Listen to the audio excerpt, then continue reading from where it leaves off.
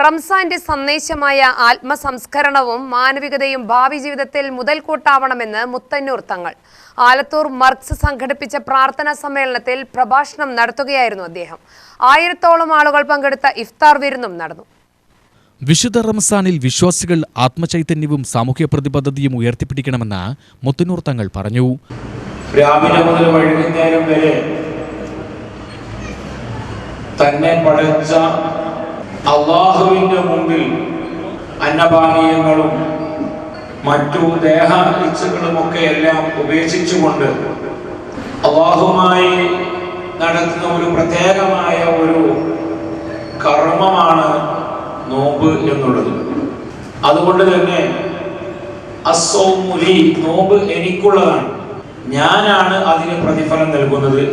ബാക്കിയുള്ളതിനൊക്കെ അള്ളാഹു തന്നെയാണ് പ്രതിഫലം നൽകുന്നതെങ്കിലും ഇതൊരു അണ്ടർലൈൻ ചെയ്തുകൊണ്ട് പറയാനുള്ള കാരണം, ഓരോരുത്തരുടെയും നോമ്പ് എത്രമാത്രം അള്ളാഹുവിന്റെ മുമ്പിൽ കബൂലാണ്, എന്തെല്ലാം അവൻ പ്രവർത്തിച്ചിട്ടുണ്ട്, എന്തെല്ലാം നല്ല കാര്യങ്ങൾ ചെയ്തിട്ടുണ്ട്, ഗൈബത്തുകളും നമീമത്തുകളും പറയാതെ എത്രമാത്രം തന്നെ പടച്ച അള്ളാഹുവിനോടുള്ള ആ ബന്ധം ആരൊക്കെയാണോ ഉണ്ടാക്കിയെടുത്തതെന്ന് അള്ളാഹുവിന് മാത്രമേ അറിയുള്ളൂ. പലവരും പല കോലത്തിലുമൊക്കെയുള്ള നോമ്പനുഷ്ഠിച്ചവരുണ്ട്. അതുകൊണ്ട് തന്നെ എത്രയെത്ര നോമ്പുകാരാണ് അവർക്ക് വിശപ്പും ദാഹവും അല്ലാതെ ബാക്കിയായിട്ടില്ലെന്ന് പഠിപ്പിച്ചു. അത്തരക്കാരുടെ നോമ്പിൽ പെടാതെ പൂർണ്ണമായും അള്ളാഹുവിന് വഴിപ്പെട്ടുകൊണ്ടുള്ള നോമ്പായി മാറണം.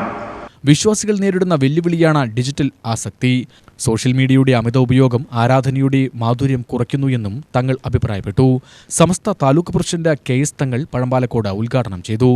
നമ്മുടെ ഈ മഹത്തായ സ്ഥാപനത്തെ ഈ രൂപത്തിലാക്കുന്നതിന് വേണ്ടി അഹോരാത്രം പ്രയത്നിക്കുകയും വ്യക്തിപരമായ ഒരുപാട് പ്രശ്നങ്ങളും പ്രയാസങ്ങളും പ്രതിസന്ധികളും ഉള്ളതോടൊപ്പം തന്നെ ഇതൊരു സമൂഹത്തിന്, ഒരു രാജ്യത്തിന് ആവശ്യമായ ഒരു സ്ഥാപനമാണെന്ന് മനസ്സിലാക്കി ഇതിനെ സഹായിക്കുകയും ഇതിനെ ഈ രൂപത്തിൽ വളർത്തിക്കൊണ്ടുവരാൻ ശ്രമിക്കുകയും ചെയ്ത ഒരുപാട് വ്യക്തിത്വങ്ങൾ നമ്മിൽ നിന്ന് മൺമറഞ്ഞു പോയവരായും ഇന്ന് ജീവിക്കുന്നവരായും ഒരുപാട് ആളുകൾ ഉണ്ട്. അവർക്കൊക്കെയും അവരുടെ രണ്ട് ലോകത്തെയും വിജയത്തിന് വേണ്ടി പ്രാർത്ഥിക്കാൻ, അതുപോലെ തന്നെ ഗൾഫ് മേഖലയിലൊക്കെ നിലനിൽക്കുന്ന ഭീതിജനകമായ അന്തരീക്ഷങ്ങൾ അതൊക്കെയും മാറിക്കിട്ടി എല്ലാം രാജ്യത്ത് സമാധാന അന്തരീക്ഷം നിലനിൽക്കാൻ ആവശ്യമായ